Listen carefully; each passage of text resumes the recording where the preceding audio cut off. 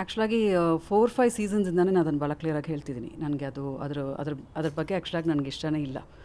First ಹೇಳ್ತೀನಿ, ಒಂದು ವಿಷಯ ಎಲ್ಲರೂ ಮನಸ್ಸಲ್ಲಿ ಇಟ್ಕೋಬೇಕು.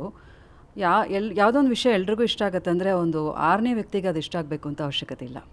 ಬಿಕಾಸ್ ಎಲ್ಲರೂ ಬಿಗ್ ಬಾಸ್ ಅಂತ ಹೇಳ್ತಿರುವಾಗ ನಾನು ಅದನ್ನು ನೋಡೋ ಒಂದು ದೃಷ್ಟಿ ಇದೆಯಲ್ಲ, ಅದು ಟೋಟ್ಲಾಗಿ ಬೇರೆ ಥರ ಇದೆ. ಅದರಲ್ಲಿ ಇರ್ತಕ್ಕಂಥ ಟಾಸ್ಕ್ಸ್ ಇರ್ಬೋದು, ಅಥವಾ ಒಬ್ರಿಗೊಬ್ರು ನಾಮಿನೇಟ್ ಮಾಡ್ಕೊಳ್ಳೋದಿರ್ಬೋದು, ಆ್ಯಂಡ್ 108 ಡೇಸ್ ನಾವು ಫ್ಯಾಮಿಲಿ ಬಿಟ್ಟು ಒಳಗಡೆ ಇರೋದಿರ್ಬೋದು. ಆಲ್ ದಿಸ್ ಇದನ್ನು ಯಾರೋ ಒಬ್ರು ಕ್ರಿಯೇಟ್ ಮಾಡಿದ್ದಾರೆ, ಅದನ್ನೆಲ್ಲ ಪಾಲಿಸ್ತಾ ಇದ್ದಾರೆ. ಅದರ ಅರ್ಥ ಬಂದು ನಾನು ಅದರಲ್ಲಿ ಒಂದು ಪಾರ್ಟಾಗಿ ಇದ್ದು ನಾನು ಅದರಲ್ಲಿ ಪಾರ್ಟಿಸಿಪೇಟ್ ಮಾಡಬೇಕು ಅನ್ನೋದು ಇಲ್ಲ. And I am not at all liking that show. ನೀವು ನೋಡಿದ್ರೆ ಓಕೆ, ನಾವು ಕೂತ್ಕೊಂಡು ಟೆಕ್ನಿಕಲಾಗಿ ನೋಡುವಾಗ ತುಂಬ ಚೆನ್ನಾಗಿದೆ, ಅದೆಲ್ಲ ಓಕೆ. ಬಟ್ ಕೆಲವೊಬ್ಬರಿಗೆ ಕೆಲವು ವಿಷಯಗಳು ಮಾಡೋಕ್ಕಾಗತ್ತಾ ಅಂತ ಒಂದು ಇರುತ್ತೆ. ಇದನ್ನು ನಾನು ಒಂದೊಂದು ಸೀಸನಲ್ಲೂ ನಾನು ಕ್ಲಾರಿಫೈ ಮಾಡ್ಕೊಂಡು ಬಂದಿದ್ದೀನಿ. ಫಸ್ಟು ಯಾವಾಗಂದರೆ ನಾನು ಮೆಡ್ರಾಸಲ್ಲಿ ಶೂಟಿಂಗಲ್ಲಿ ಇದ್ದಾಗಲಿಂದನೇ it has been coming on air, ಈ ಥರ ಬರ್ತಿದ್ದಾರೆ ಅಂತ. ಯಾವ ರೀತಿಯಲ್ಲಿ ಎಲ್ಲ ವಿವಾದಗಳನ್ನ ಹಾಕಿ ವಿವಾದಾತ್ಮಕ ನಟಿ ಅಂತ ಪ್ರೆಸೆಂಟ್ ಮಾಡುವಾಗ ಮೊದಲು ನೀವು ಕರಿತಾ ಇರೋದೇ ಚೆನ್ನಾಗಿಲ್ಲ. ಕರಿತಾ ಇರೋದು ನನಗೆ ಹರ್ಟ್ ಆಗ್ತಿದೆ. ಯಾವ ವಿವಾದಗಳನ್ನ ನಾನು ಕ್ರಿಯೇಟ್ ಮಾಡಿದ ವ್ಯಕ್ತಿ ಅಲ್ಲ. ಸೊ ಅದರ ಡೀಟೇಲ್ಸ್ ಮೇಲೆ ಹೋಗೋಕ್ಕೆ ಹೋದರೆ it's gonna be very difficult for many people. So ನಾನು ಅದ್ರ ಬಗ್ಗೆ ಮಾತಾಡೋಕ್ಕೆ ಇಷ್ಟಪಡ್ತಿಲ್ಲ.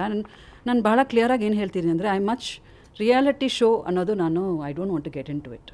ಅದಲ್ಲ, ನಾನು ಮಚ್ ಮೋರ್ ದೆನ್ ರಿಯಾಲಿಟಿ ಅಂತ ಸಿನಿಮಾ ಇದೆಯಲ್ಲ, I want to be associated with that. ಈ ರಿಯಾಲಿಟಿ ಶೋನ ಮಾಡೋರು ಬೇರೆ ಇದ್ದಾರೆ, ಅದನ್ನು ಅವ್ರು ಮಾಡ್ಬೋದು. ಬಟ್ ಈಗ ಈ ಪ್ರತಿಯೊಂದು ಸೀಸನು ನೋಡ್ತೀನಿ, ಅವ್ರು ಬರ್ತಾರೆ. ಆಗ ಒಂದು ಹೇಗಿತ್ತು ಅಂದರೆ, ನಾನು ಚೆನ್ನೈಲಿದ್ದಾಗ ಇದರ ಎಫೆಕ್ಟ್ ನನಗಿರಲಿಲ್ಲ. It was not effecting me. But 6th September ನಾನು ಕ್ಲಾರಿಫಿಕೇಷನ್ ಕೊಟ್ಟಿದ್ದೀನಿ that I don't want to be a part of this show. And ತುಂಬ ಮೆಂಟಲ್ ಟೆನ್ಷನ್ ಕೊಡ್ತಿದ್ದಾರೆ ಆ ವಿಷಯದಲ್ಲಿ. ಅದು ಹಾಕಿ ಬರ್ತಾರೆ ಅನ್ನುವಾಗ ತುಂಬ ನಿರ್ಮಾಪಕರಿಗೆ ಕನ್ಫ್ಯೂಸ್ ಆಗ್ತಿದೆ.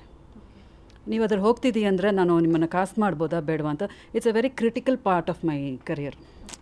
ಅದನ್ನು ಇವತ್ತು ನನಗೆ ಮತ್ತೆ ಟಿ ವಿಯಲ್ಲಿ ಒಂದು ಚಾನಲಲ್ಲಿ ನೋಡಿದಾಗ ನನಗೇನು ಅನಿಸ್ತು ಅಂದರೆ, ಕ್ಲಿಯರಾಗಿ ಹೇಳ್ತಿದ್ದೀನಿ, ಬೇಡ ಅಂತ ಹೇಳ್ತಿದ್ದೀನಿ, ನಾನು ಮಾಡಲೇಬೇಕು ಅಂತ ಅದನ್ನು ಬರ್ತಾರೆ ಅಂತ ಯಾವ ಆಧಾರದ ಮೇಲೆ ಹೇಳ್ತಿದ್ದಾರೆ ಅನ್ನೋದು ನನ್ನ ಒಂದು ಪ್ರಶ್ನೆ.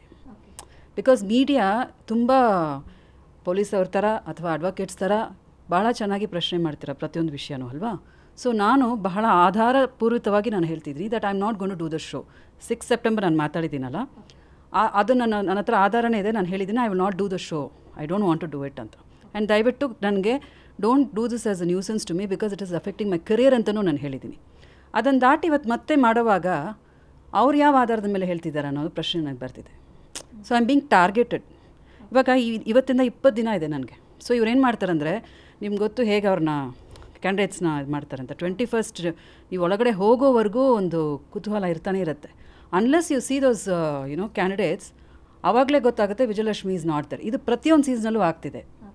So it is affecting my career this time. So ನಾನು ಏನು ಹೇಳ್ತೀನಿ ಅಂದರೆ, ಅದು ಪರಮೇಶ್ವರ್ ಅವರಿರ್ಬೋದು, ಶನಾಯ ಅವರಿರ್ಬೋದು, ಅವ್ರು ಏನು ಮಾಡ್ತಿದ್ದಾರೆ ಅನ್ನೋದು ಅವ್ರಿಗೆ ಗೊತ್ತಿದೆ. ಇದನ್ನೆಲ್ಲ ದಾಟಿ ನಾನು ಸುದೀಪ್ ಸರ್ಗೆ ಬಂದು ನಾನು ಅದನ್ನು ಕನ್ವೆ ಮಾಡೋಕ್ಕೆ ಇಷ್ಟಪಡ್ತಿದ್ದೀನಿ. That this is affecting my career. And humanitarian ಆಗಿ ಅವ್ರು ತುಂಬ ಚೆನ್ನಾಗಿ ಆ ಶೋನ ನಡೆಸ್ಕೊಡ್ತಾ ಇದ್ದಾರೆ. ಬಟ್ ಆಫಲ್ಲಿ 4 ಸೀಸನ್ಸ್ 5 ಸೀಸನ್ಸಿಂದ ಇದನ್ನು ನಾನು ಅಫೆಕ್ಟ್ ಮಾಡ್ತಿದೆ ಅನ್ನೋದು I am feeling very hurt. ಅದನ್ನು ನಾನು ಹೇಳೋಕ್ಕೆ ಇಷ್ಟಪಡ್ತೀನಿ. ಬಿಕಾಸ್ ಯಾವ ವಿವಾದನೂ ನೀವು ನೋಡಿದ್ರೆ ನಾನು ಕ್ರಿಯೇಟ್ ಮಾಡಿದ ವ್ಯಕ್ತಿ ಅಲ್ಲ. ಸೊ ಅದನ್ನು ಹಾಕಿ ಒಂದೊಂದು ಸಲನೂ ನೀವು ಬಿಗ್ ಬಾಸ್ ಬರ್ತಾರೆ ಅಂದರೆ ಇಟ್ ಈಸ್ ಹರ್ಟಿಂಗ್ ಮೀ.